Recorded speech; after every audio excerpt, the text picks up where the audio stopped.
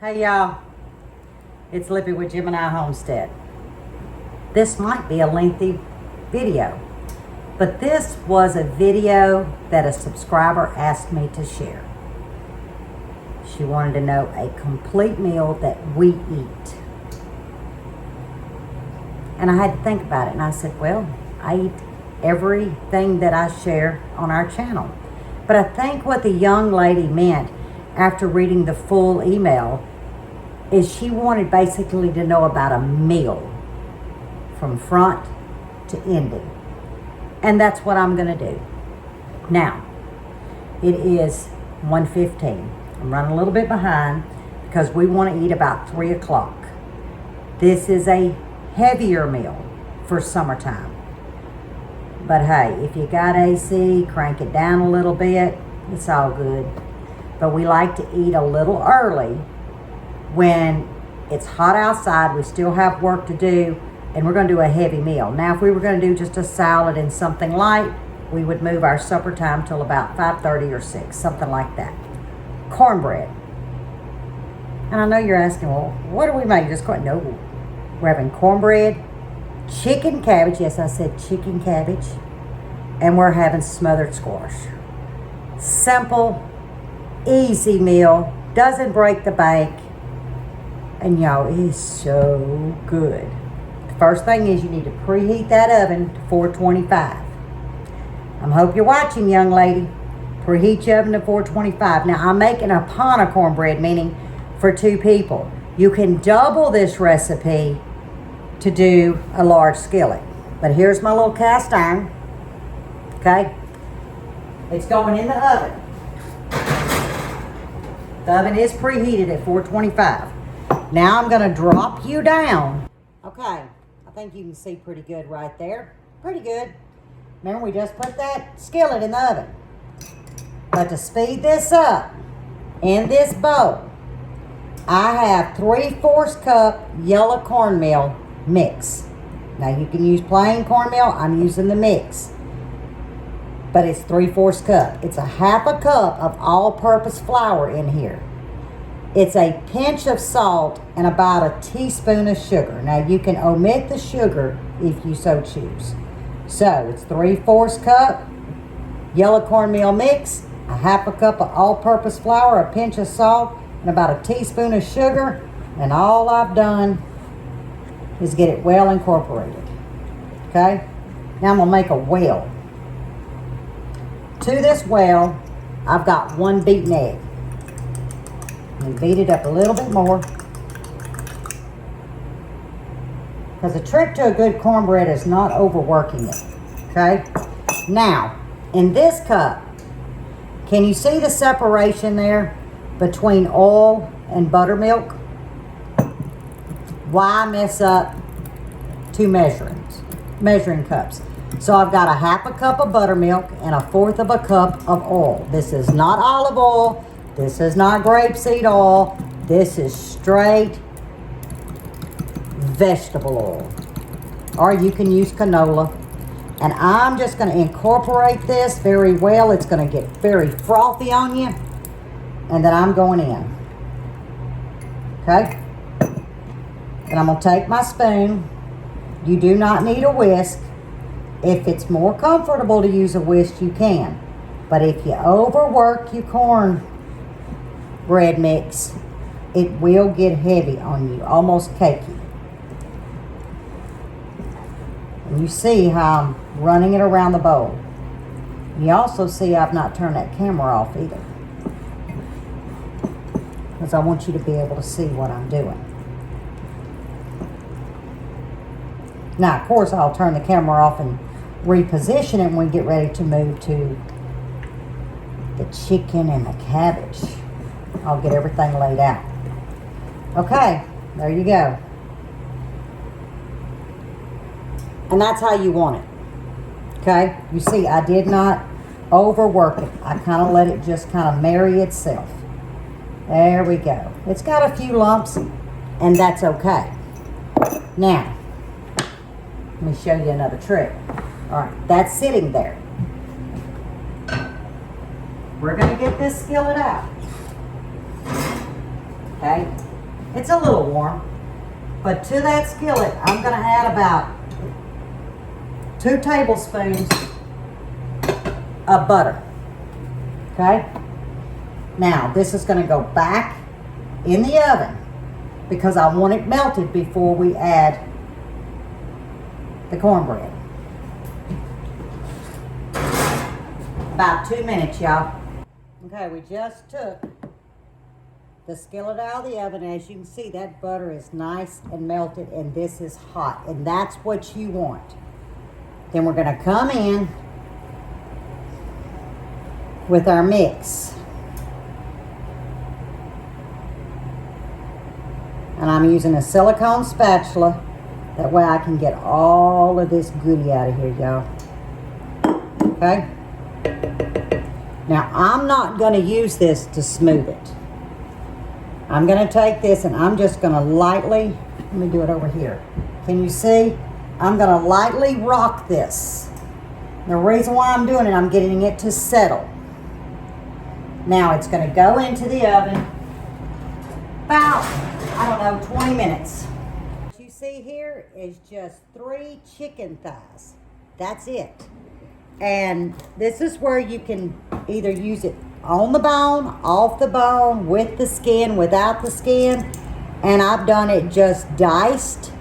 I've done it without the bone, with the bone, but this is what I had. And personally, I love chicken thighs on the bone with the skin. Now all I've done is washed them and I seasoned them with my own Cajun seasoning blends, Miss Lippy's Bayou Blends. This is the swamp mix. I will put a link in the description if you would like to check out my Etsy and read what the ingredients are in here. It may be to your liking. I hope so. And then I've just got some black pepper and very little bit of salt. This is low in sodium, but I did add a little bit of salt and I have some garlic powder. That's it, y'all. And like I said, we got our skillet going, so I'm gonna move you over there so you can see the next step. Okay, I've got my stove on about a 5.5.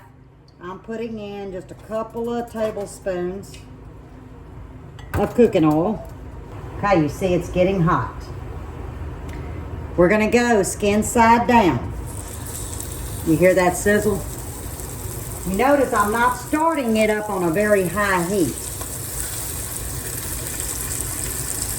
And that's because we're not gonna cook these all the way. So I think a 5 is perfect, okay? That's the plate that they're gonna go on. Remember, we're not cooking these all the way. Now I'm gonna come in with a little bit more swamp mix.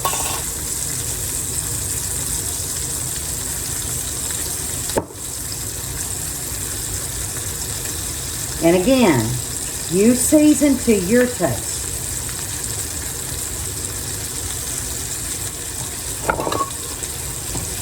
I'm gonna come in with a little bit of salt,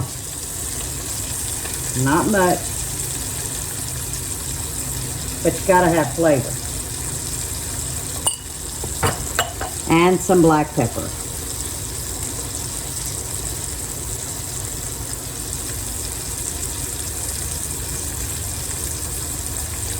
There you go. Oop. We're gonna fix that. Now watch what I do. There we go. See, I'm gonna scoop some of this oil up and I'm gonna get that black pepper off of that one spot. There you go. All right, we're gonna let these sit. Now we're not gonna turn these. If we tried to turn them now, we would tear that skin. You really need these to cook, and you'll know when to flip them when you can take it and slide it and it slides on its own. You're not forcing it. Then it's time to flip it. So we'll get to chopping. Hey y'all, I stopped chopping because I wanted you to see. This is the first one we put in. I don't want to mess it up. Now that's what you're looking for, okay? Look at that. Beautiful. And we're getting some good drippings in here, okay? All right, I'm gonna get back to chopping. But I want you to see what it is supposed to look like and how easy it is to turn. I got all the vegetables chopped up. Now I'm going to turn you around and show you what you're going to need for the cabbage as well as the squash. So I've got everything prepared. Let me see if I can pick this up and turn you around. The first thing I want to show you is the cornbread. Now, of course, I flipped it out. But this is what the skillet looks like. That's when you know you got a good seasoned skillet. But there's a little pot of cornbread. Okay, now, here's the chicken. Remember I told you we just wanted to sear it. You can see it is not cooked all the way, but that's what we wanted. Now we're going to move over here to the squash. I picked these this morning. These are 3 yellow summer squash. I washed and I just diced them. Okay, that's all I've done. Now we're going to come over here to the rest of the ingredients. Now I'm going to concentrate right here. This is Ameriquois. If I was making a Trinity, you would exchange the carrots for celery. So what you're seeing is a half of a yellow bell. You're seeing 1 medium-sized carrot diced. All of them are diced about the same. And a medium to a large yellow sweet onion. 3 garlic cloves that I've chopped. And we have a half of a head of a large cabbage. I put the other up for another recipe. Because remember, it's just 2 of us. Okay, what you're seeing, I've got a small skillet here, and I've got about a tablespoon of baking grease. Now, you can exchange the baking grease for whatever oil that you want. I'm using baking grease, about a heaping tablespoon. So I'm letting that skillet heat because we're going to be doing both of these. Now, as you can see, this is the drippings from the chicken, okay? We're trying to heat this back up because I had moved it off the heat so I could get everything cut. Crank the heat up a little bit more. We're just going to get this nice and heated before we add our vegetables. But do not remove all this goodness here. This is called a gratin. Some of it you think is stuck, but it is not. When we add some liquid to this, it will all pull itself up. But this is nothing but flavor, y'all. It's called a gratin. Okay, I've added about 2 tablespoons of butter here. We're sitting on about, let me look, about a 5.5 to a 6. This is heated up very well. Now watch. I'm going in. It's on about a, what is that, a 5. I'm going to crank it down to about a 4.5. Now all I did was come in with the squash. And I'm going to come in with a handful of that onion. Okay? I'm going to turn it down to about a 4. We're just going to let these saute for right now. We're going to tender them up. That's all we're going to do over here. Now we're fixing to add the Ameriquois. Carrots. Onions. Bell pepper. Do not add your garlic yet.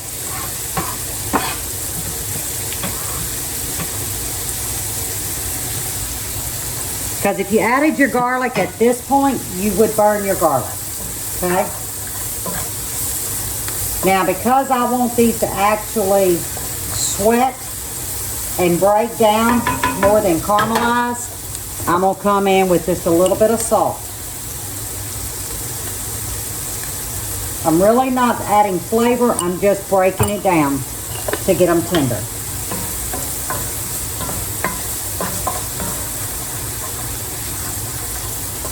And as they break down, you're going to see it pull all of that gratin off the bottom of this skillet. I know a lot of you have already seen me do this before.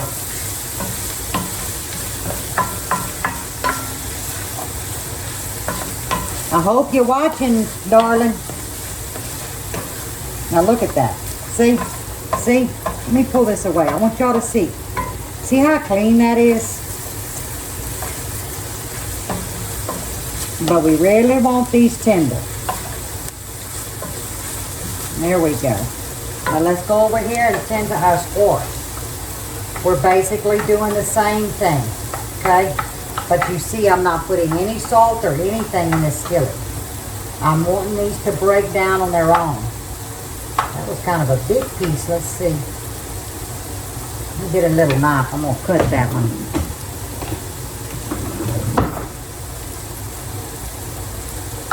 There we go. I must have missed it. Oh, here's another one I must have missed. There we go.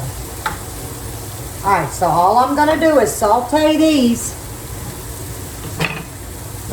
And then I'll bring you back. I'm not going to let you miss a step. Okay, I'm bringing you in because I want you to see. Do you see that little bit of green color? Now remember, when we started that flesh, it was white. So we know that the natural sugars are cooking out because you can see that little bit of green color. That's what you're looking for. And we still have enough oil because you see the sheen on the vegetables. Okay, it's only been about 3 minutes. And we've got them just where I want them. Now, and how to tell is go in with the carrots. Here's one. You see, it gives a little, but it still has a bite. And that's what you want. So let me show you why. Let me give that a good toss. Now we're coming in with our garlic. Okay?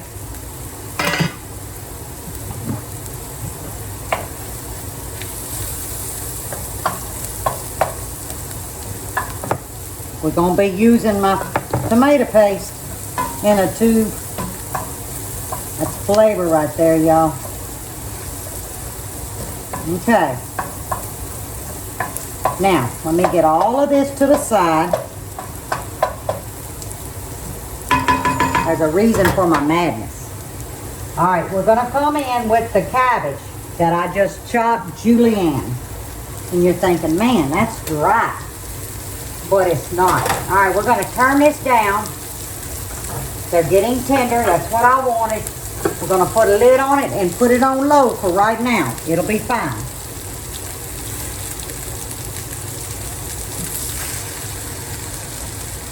This is going to be so good. Okay. Now, if you want to, you can take the hearts out. That's the little hard part. I don't do the hard, but I do the outer edge of it, of the core, because I love the crunch. Well, I just lost one on the floor. Okay, there we go. Now, I'm going to turn this down to about a number 2 for a reason. I want you to leave that lid on it for 1 minute. Okay, we got it cranked up till about a 5. I'm going to get rid of this, y'all. That's in my way. Let me get my... There we go. Now I can work with something. And you're asking, well, why'd you put the lid on it? Because I wanted to create some steam. But that's going to help break down, because cabbage is full of water, y'all. So you don't be wanting to add a bunch of water at this point. See, now I'm coming around. You see why I moved everything to the side? Whether you're right-handed or left-handed, you fold it back in. If you left it on the bottom, you'd have been trying to dig it.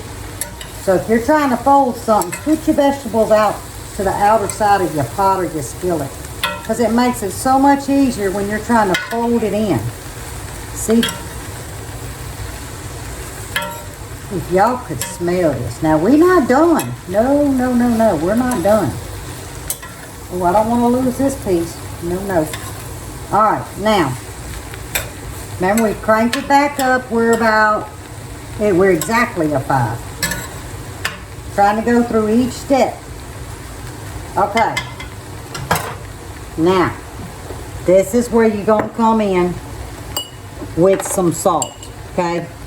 That's going to pull its own juice out, but not much. It doesn't take much. Couple of pinches. There again, that's to your taste, y'all. Now, I forgot my garlic powder. Let me get my garlic powder. Oh, I gotta go fill up too. There again, to taste. Oops. Now we're gonna come in with a little bit of red pepper flakes.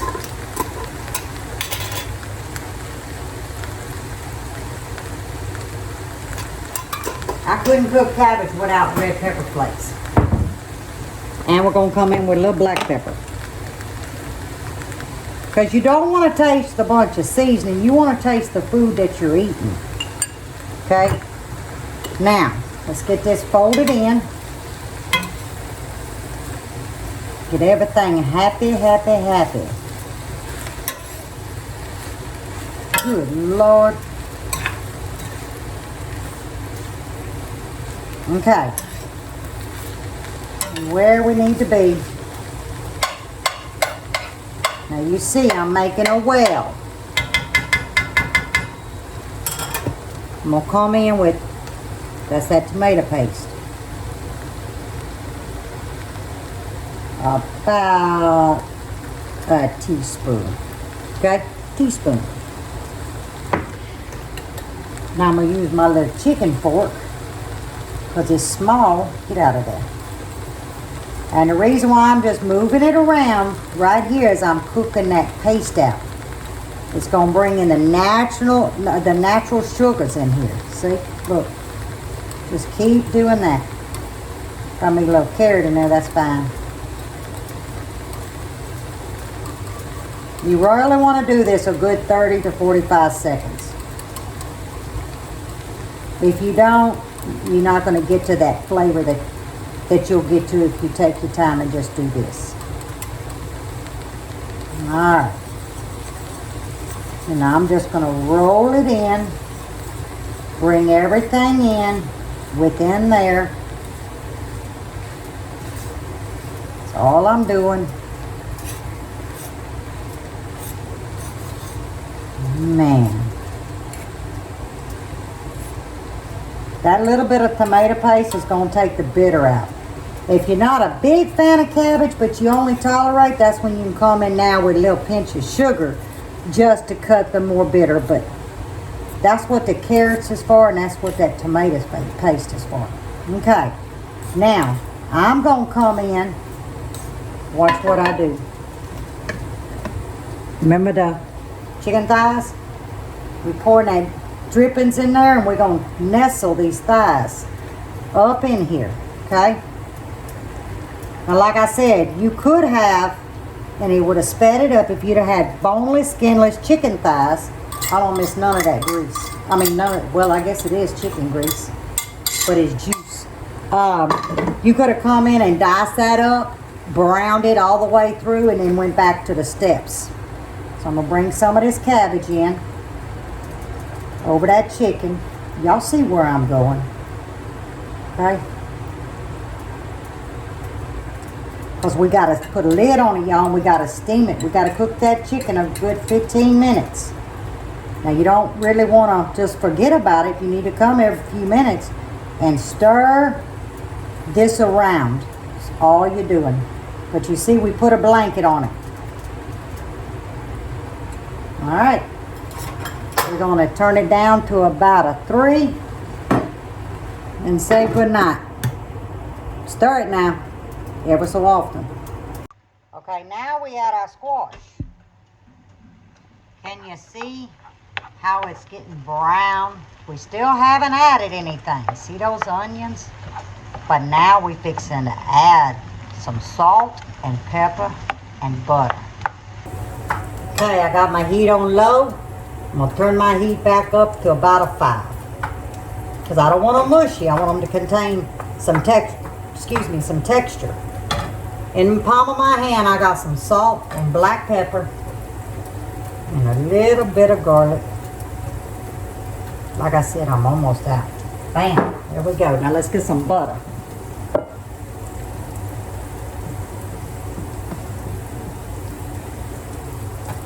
About a half a tablespoon. Since they were small squash, I don't want to just taste butter. I want to taste the flavor of the squash. And we cranked it up on purpose, because that's going to finish them off. And then we're going to turn the fire off. All right, so while it's coming back up the heat, you can hear it really sizzle. Put that lid on it.